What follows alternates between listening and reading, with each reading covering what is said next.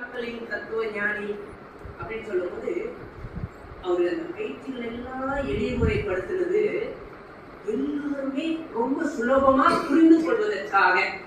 அதனாலதான் sky simplify kundalini யோகம். இந்த பயிற்சிகளை சுலபமாக கற்று வாழ்க்கையில் நன்மையை அடைய வேண்டும். சரிங்களா? இந்த ஒரு காரணம்.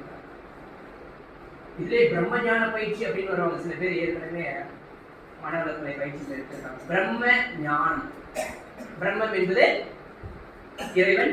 அந்த இறைவனுடைய ஞானத்தை, அதை பற்றி உள்ள அனைத்து ரகசியங்களையும் தெரிந்து கொள்வதற்காக உள்ள ஒரு பயிற்சி பிரம்ம ஞான பயிற்சி.